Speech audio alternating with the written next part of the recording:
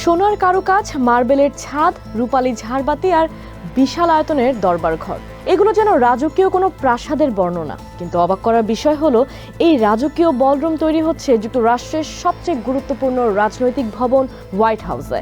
সম্প্রতি Donald Trump president হিসেবে নিজের দ্বিতীয় মেয়াদে নিজের স্টাইলে হোয়াইট হাউসে তৈরি করতে চলেছেন এই বিশাল বলরুম, যার খরচ $200 মিলিয়ন। নতুন বলরুমটির আয়তন হবে প্রায় 90,000 বর্গফুট, যেখানে একসঙ্গে 650 জন অতিথির বসার ব্যবস্থা থাকবে। যেখানে বর্তমানে হোয়াইট হাউসের সবচেয়ে বড় আনুষ্ঠানিক কক্ষ ইস্ট রুমে বসতে পারে মাত্র 200 জন। এই বলরুম রাজকীয় কিন্তু ঐতিহাসিক নান্দনিকতা এবং হোয়াইট হাউসের স্থাপত্য শৈলীর সঙ্গে সামঞ্জস্য রেখে তৈরি হবে।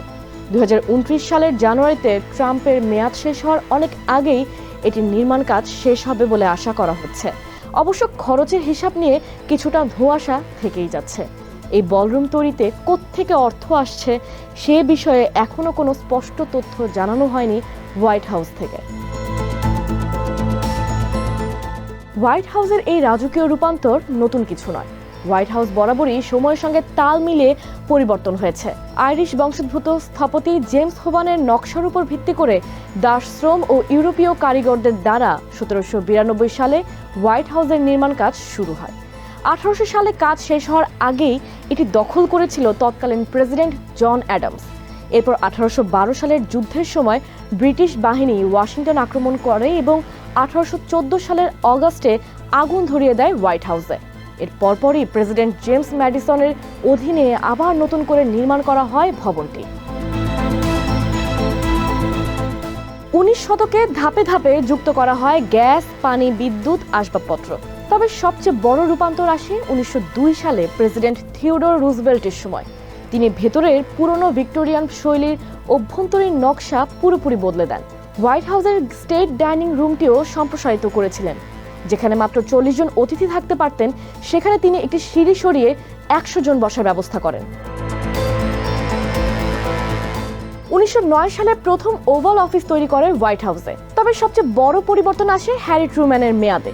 1948 থেকে 52 সালে হ্যারি ট্রুম্যান হোয়াইট হাউস ভেঙে ভেতরের কাঠামো নতুন করে নির্মাণ করেন।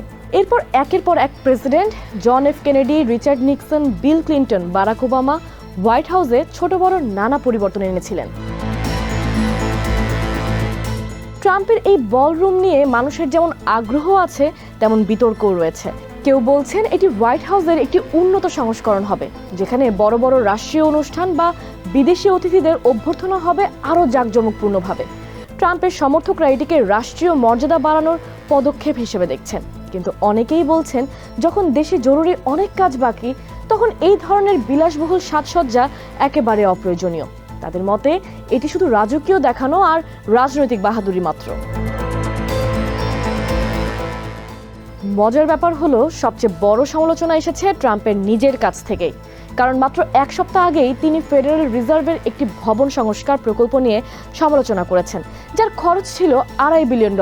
তাই এখন অনেকেই প্রশ্ন তুলছেন, যে ব্যক্তি খরচ নিয়ে এত আপত্তি তোলেন, তিনি নিজে কেন বলরুমের পেছনে এত খরচ করছেন।